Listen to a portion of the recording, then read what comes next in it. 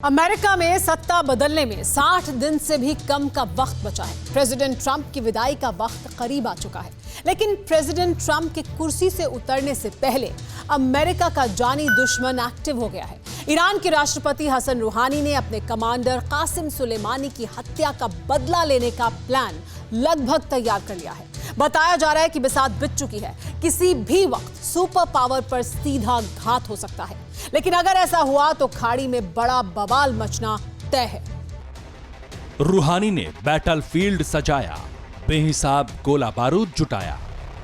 खाड़ी में शतरंज की बिसात, सुपर पावर पर सीधा घात। मिसाइल रेडी, युद्धपोत तैनात, खाड़ी दहलना तय है। ऐसे सिग्नल हैं, ऐसे दावे हैं, ऐसी धमकियां हैं। ईरान के प्रेसिडेंट हसन रूहानी ने सुपर पावर से फाइनल इंतकाम का ऐलान कर दिया है। युद्ध की टाइमिंग प्रेसिडेंट ट्रंप की विदाई से जुड़ी है। ट्रंप के दुनिया के सबसे ताकतवर लीडर की कुर्सी से हटने से पहले रूहानी काउंटर की तैयारी कर रहे हैं। ईरान ने सुपर पावर पर आक्रमण का तरीका भी नायाब चुना है। पहले की तरह ईरानी रिवोल्यूशनरी गार्ड्स की मिसाइलों से अमेरिका पर अटैक करने की बजाय अब ईरान गुरिल्ला वॉर शुरू करने जा रहा है।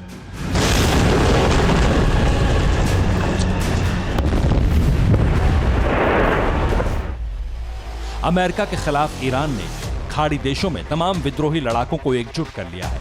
ईरान की टीम में इतने खूंखार लड़ाके शामिल हैं जिन्हें जानने के बाद ट्रंप की टेंशन बढ़ना तय है। रूहानी आर्मी ने कितने संगठनों के साथ कॉन्ट्रैक्ट किया है ये बताएं, उससे पहले ये जान लीजिए कि समुद्री अखाड़े में सुपर पावर से टक्कर के लिए भी ईरान तैयार है।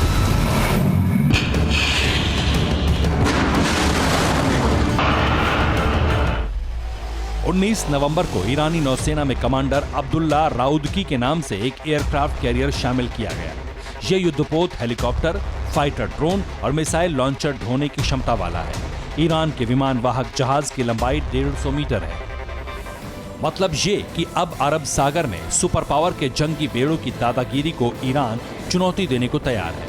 हालांकि अब भी ईरानी नौसेना इतनी ताकत नहीं रखती कि अमेरिका से ब्लू बैटल ग्राउंड में टक्कर दे सके, लेकिन जंगी मैदान में मामला कुछ अलग है। गुरिल्ला वॉर में ईरान अमेरिका पर भारी भी पड़ सकता है। उसकी वजह है खाड़ी के देशों में ईरान समर्थित विद्रोही लड़ाकों की पकड़।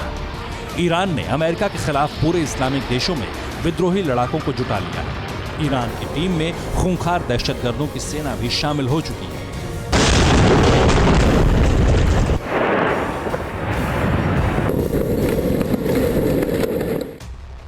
सुपर पावर के खिलाफ ईरान की कुद्स फोर्स, यमन के हूती विद्रोही, इराक का विद्रोही लड़ाकों का संगठन कताइब हिजबुल्लाह, ईरान समर्थित इराक का संगठन मिलिशिया, लेबनान के हिजबुल्लाह लड़ाके, सीरिया के इस्लामिक विद्रोही, आईएसआईएस के बागी आतंकियों के गुट ने मिलकर जिहाद शुरू कर दिया है।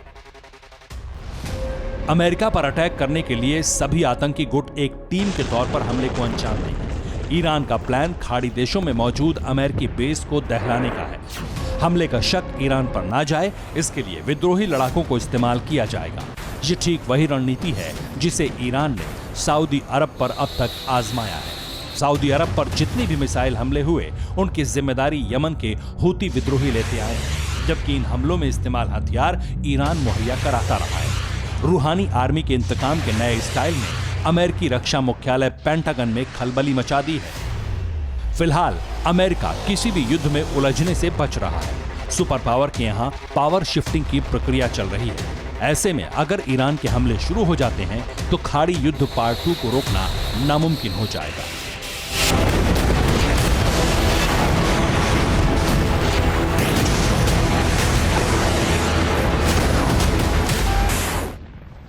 Bureau report, TV9 Bharatvarsh.